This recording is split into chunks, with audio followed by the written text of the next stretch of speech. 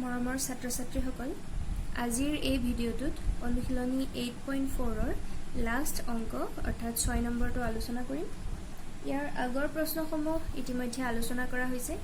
যিসকলে পোৱা নাই তেওঁলোকে ডেসক্ৰিপচন বক্সত লিংক পাই যাবা, সেইখিনি আগতে চাই ল'বা। ঠিক আছে, তো এতিয়া 6 নম্বৰটো আমাক প্ৰমাণ কৰিবলৈ দিছে।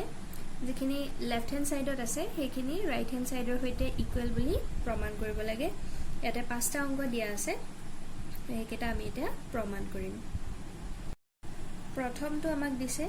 tan to the power 4 theta plus tan square theta equal sec to the power 4 theta minus sec square theta। তো আমি প্ৰথমতে লেফট হেণ্ড সাইডটো লিখি লওঁ, tan to the power 4 theta plus tan square theta। এতিয়া চোৱা, এই দুইটাৰ পৰা tan square theta এটা আমি কমন ল'ব পাৰোঁ, কাৰণ ইয়াত 4টা tan theta আছে, ইয়াত 2টা tan theta আছে, তো আমি 2টা কমন ল'ব পাৰোঁ। এতিয়া হলে ইয়াত থাকিব tan square theta plus ইয়াত থাকিব 1, হয়নে? এতিয়া চোৱা, এইখিনিতে আমি এটা অভেদ ইউজ কৰিম। এটা অভেদ আমি কি পাইছিলোঁ, 1 plus tan square theta equal to sec square theta। আমি এই অভেদটো পাইছিলোঁ, হয়নে? এতিয়া সেই অভেদটো ইউজ কৰিম। তো tan square theta plus 1 ইয়াৰ জেগাত আমি sec square theta ব্যৱহাৰ কৰিব পাৰোঁ। ইয়াত tan টো ইয়াত আগত আছে, ইয়াত পিছত আছে, হেতুলৈ কোনো কথা নাই, কাৰণ 2 plus 3 ও 5 হয়, বা 3 plus 2 কৰিলেও আমাৰ 5 হয়। প্লাছত এটা আগত এটা পিছত থাকাৰ লগত কোনো ইস্যু নহয়। tan square theta ইনটু ইয়াত কি হ'ব, এতিয়া sec square theta আমি লিখিব পাৰোঁ। ঠিক আছে, মই আগতেও কৈছোঁ যে ত্ৰিকোণমিতিৰ যিবিলাক আমাৰ প্ৰমাণ থাকে সেইখিনি কৰাৰ কিছুমান টেকনিক থাকে। সেই টেকনিক যদি আমি ফলো নকৰোঁ তেতিয়াহ'লে প্ৰমাণটো কৰাত অসুবিধা হয়। গতিকে তোমালোকে অকল ফৰ্মুলাখিনি মনত ৰাখিলেই নহ'ব, এই কি ধৰণে কৰা হৈছে সেই টেকনিকটো অকণমান মনত ৰাখিব লাগিব। আৰু বৰ বেছি টান নহয়, যিমান প্ৰেক্টিছ কৰিবা অট'মেটিকেলি তোমালোকৰ মনত ৰৈ যাব। অংকটো দেখিলেই তোমালোকে ধৰিব পাৰিবা তেতিয়া। এতিয়া চোৱা, ইয়াত বিশেষ আমাৰ কৰিব পৰা নাই, তো আমি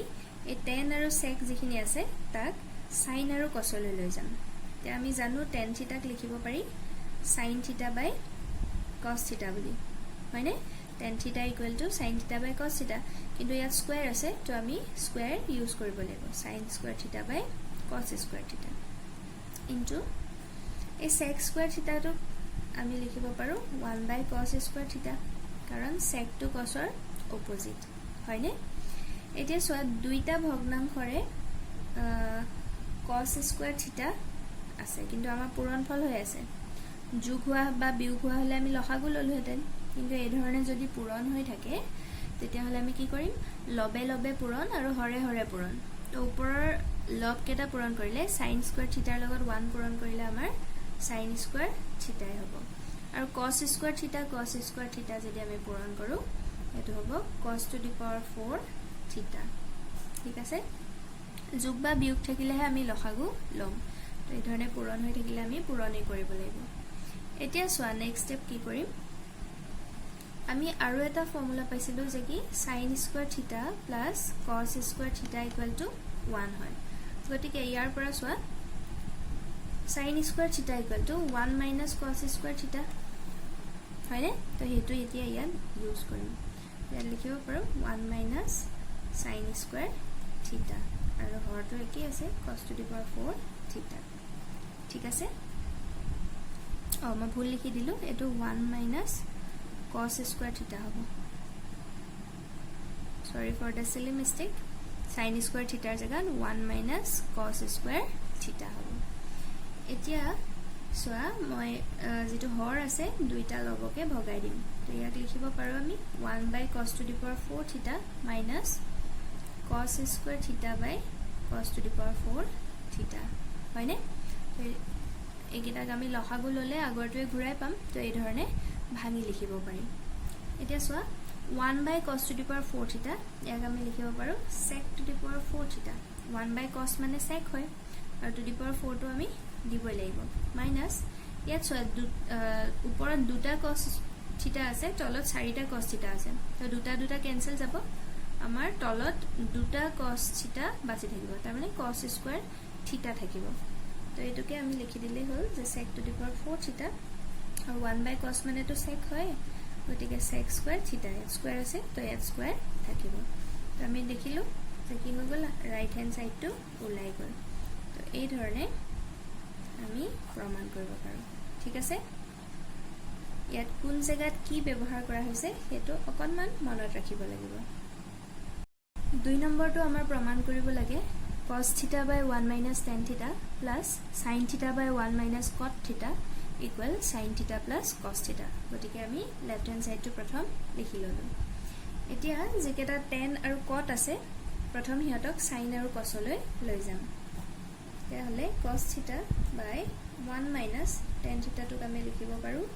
sin theta by cos theta plus sin theta by 1 minus cot to লিখা হয় cos theta by sin theta বুলি ঠিক আছে এতিয়া সোয়া এটো কি হ'ব cos theta ইহঁতৰ লসাগু হ'ব cos theta লসাগু লোৱাৰ লগে লগে 1 into cos theta minus sin theta তো cos to cos এ আছে গতিকে লবটো খালফলনি নহয় প্লাস এফালে হ'ব sin theta by ইয়াৰ লসাগু হ'ব আমাৰ sin theta তো 1 into sin theta কৰিলে হ'ব আমাৰ sin theta minus এটা sin theta এ আছে গতিকে লবটো খলনি নহয়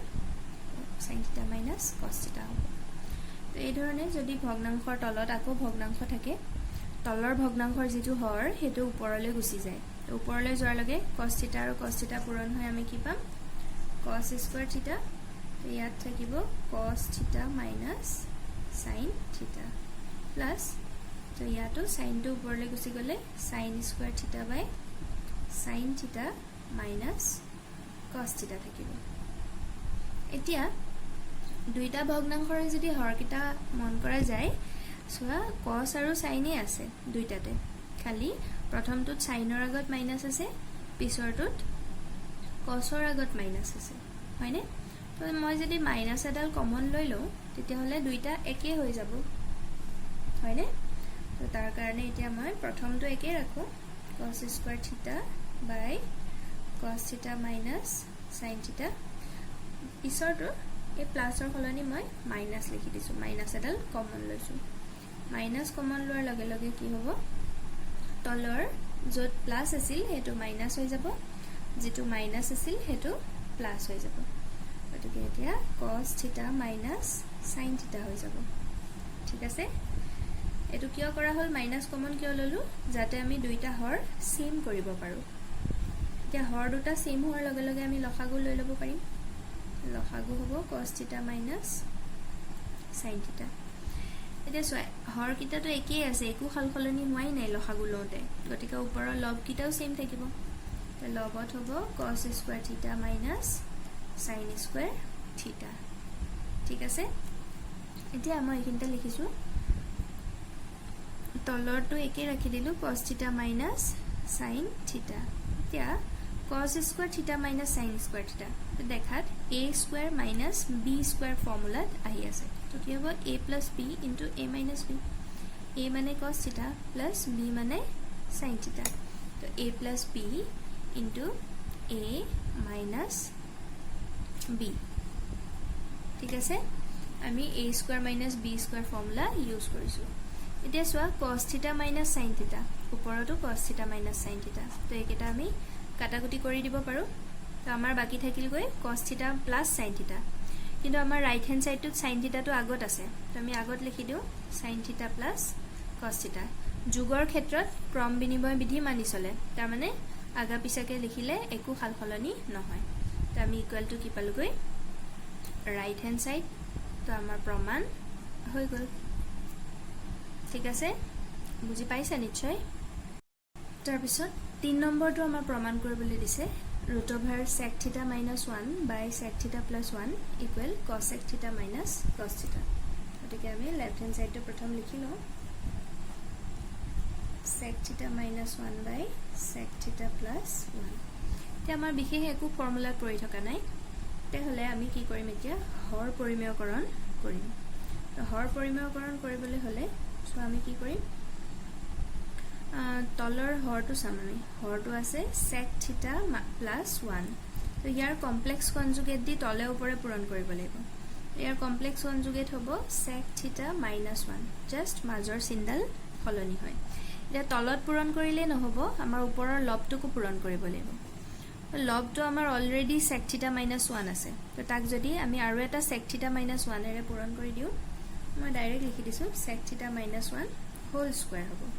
কাৰণ sec থিটা minus 1 দি পূৰণ কৰিলে দুটা পূৰণ হলে স্কয়াৰ লিখো আমি হয়নে এতিয়া নেক্সট স্টেপত চোৱা sec থিটা minus 1 হোল স্কয়াৰ ৰাখি দিছো ফৰ্মুলাত ভাঙা নাই কিয় ভাঙা নাই তোমালোকে বুজি পাবা বাৰু আৰু তলত চোৱা a plus b into a minus b হৈ আছে গতিকে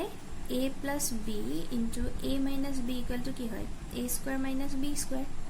তো আমি a square minus b square formula use কৰিম ইয়াত হ'ব sec square theta minus 1 square 1 মানে 1 ক স্কয়াৰ কৰিলে 1 এ হ'ব হয়নে তো আমি হৰটো পালুগৈ sec square theta minus 1 কোনটো ফৰ্মুলা ইউজ কৰিছো a plus b into a minus b equal to a square minus b square এতিয়া আমি আৰু এটা ফৰ্মুলা পাইছিলো ট্ৰিগোনোমেট্ৰিক identity 1 plus tan square theta equal to sec square theta এতিয়া tan square theta যদি এফালে ৰাখি দিও 1 টো কিফালে গলে হ'ব sec square theta minus 1 হয়নে তো আমি sec square theta minus 1 ৰ জায়গাত tan square theta ইউজ কৰিব পাৰো তো ইয়াতে হেতুই কৰিম আমাৰ লবটো sec theta minus 1 whole square আৰু তলত কি হ'ব tan square theta ঠিক আছে এতিয়া root over চিনডাল উঠাই দিম তে root over উঠালে চোৱা স্কয়াৰ বিলাক নাইকিয়া হৈ যায়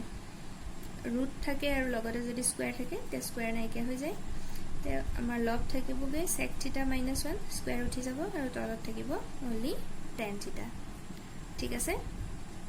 তেছো আমি এখিনি সাইডতে কৰিছো নেক্সট স্টেপ এতিয়া এই tan থিটা টো আমাৰ এজ এ হৰ আছে ইয়াক মই ভাঙি লিখিম এতিয়া ভাঙি লিখিলে হ'ব sec থিটা বাই tan থিটা minus 1 বাই tan থিটা ঠিক আছে একেটাৰ লসাগু ললে আমি আকৌ আগৰ স্টেপটো ঘূৰাই পাম এতিয়া চোৱা এই sec আৰু tan ইহত sin আৰু cos লৈ যাম কাৰণ আমাৰ cosec লাগে নহয় তো sec থিটা তো আমি লিখো কি 1 বাই cos থিটা আৰু tan থিটা তো লিখিব পাৰি sin থিটা বাই cos থিটা মাইনাস আৰু চোৱা এই 1 বাই tan থিটা মানে cot থিটা হয় আৰু cot থিটা তো আমাৰ রাইট হ্যান্ড সাইডত আছে তো এটো আমি আকৌ sin cos লৈ নিনিলেও হল ডাইৰেক্ট cot থিটা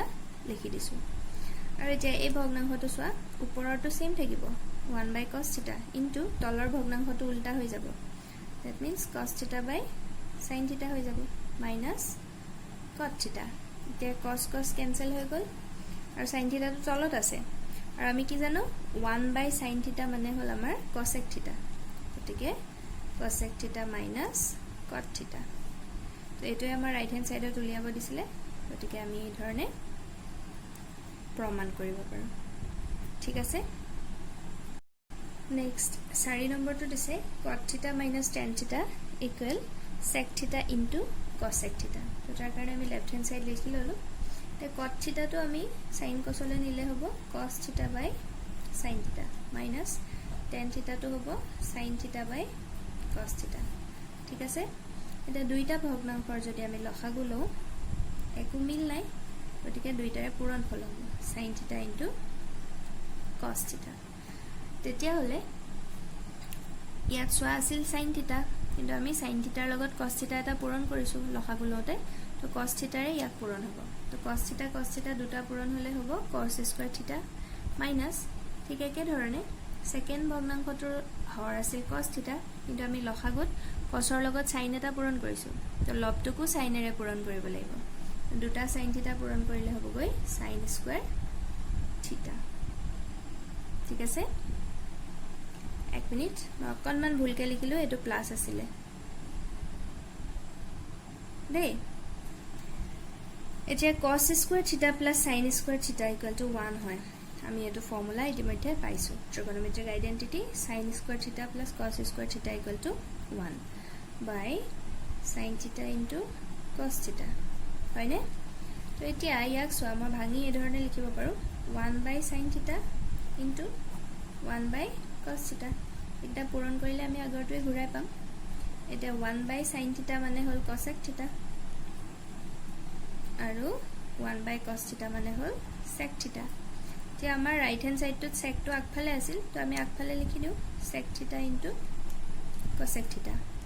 যোগ আৰু পূৰণৰ ক্ষেত্ৰত ক্ৰমবিনিময় বিধি মানি চলে আমি আগা পিছাকে লিখিলো একো চেঞ্জ নহয় একো প্ৰবলেম নহয় তো আমি এই ধৰণে ৰাইট হ্যান্ড সাইডটো পালো ঠিক আছে